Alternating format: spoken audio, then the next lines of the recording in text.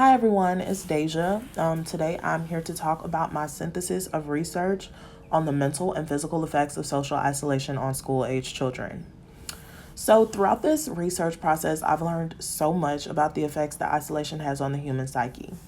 Those effects include depression, anxiety, loss of appetite, increased attachment issues, and one longitudinal study even showed a risk factor associated with heart disease. So, let's dive further into that. First, I'd like to give you some background info on isolation and both its history and effects on humans. So, isolation is defined as being set apart from a group. That group could be family, friends, schoolmates, really anyone. So, being that humans and most members of the Homo genus are innately sociable creatures, you could probably see how being isolated would negatively affect their quality of life. Isolation has been used as a form of punishment for centuries. You might be able to relate to some of these. Maybe your parents put you in timeout or told you to go stand in a corner or go to your room. More extreme forms of isolation include prison, solitary confinement, or in the olden days, being thrown into a dungeon. And those are really all forms of both isolation and punishment. Moving on, I'm going to talk about the historical aspect and some more modern examples of isolation.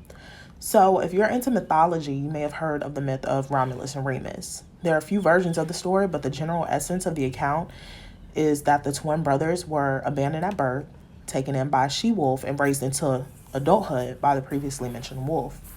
They went on to found the city of Rome. The term wolf children was likely also coined from this little piece of mythology. On to some modern examples. A few years back, probably around 2016, 2017, a family of 13 children have been held in captivity for really the entirety of their lives, and one managed to escape and get help. So when the children were rescued, it was found that they had severely stunted growth, physically, and very limited vocabulary. An even more recent event of isolation is, you guessed it, the COVID-19 pandemic. And you may say, Deja, how can you compare the COVID-19 pandemic to, say, being isolated by your family or even being held captive? Well, let me explain. During the pandemic, some of you may have had to go into isolation with little to no contact with your family and certainly not your friends if you were following the rules. And also on my end, I personally hadn't stepped into a school building from the dates of March 13th, 2020 until literally May 25th, 2021, which is my graduation date, over a year later. So I think it's safe to say that we all went through some type of isolation during that period. So what are the effects of that? Studies across the globe, most of them conducted late 2019, 2020, and 21, they showed that during these periods of isolation, children began to exhibit signs of anxiety, which include impaired concentration, irritability, excessive worry, fatigue, and increased muscle aches and soreness. And they also began to show signs of depression, loss of appetite, and increased attachment issues. So, children who are already diagnosed with these mental illnesses began to show worsening signs of those symptoms. And one thing that really interested me was a longitudinal study which concluded in 2006. And the results of the study were that over a time period of 20 years, studying children who were isolated from their classmates or even of the same age group, was that the children after that 20-year time period began to show signs of heart disease as well as other diseases like obesity. And jumping back to the whole obesity aspect, it just opened the door for so many other health issues such as hypertension, gout, respiratory diseases, diabetes, some cancers. So with the closing of this research, I feel like I can conclude that the effects of extended amounts of isolation on children are immense.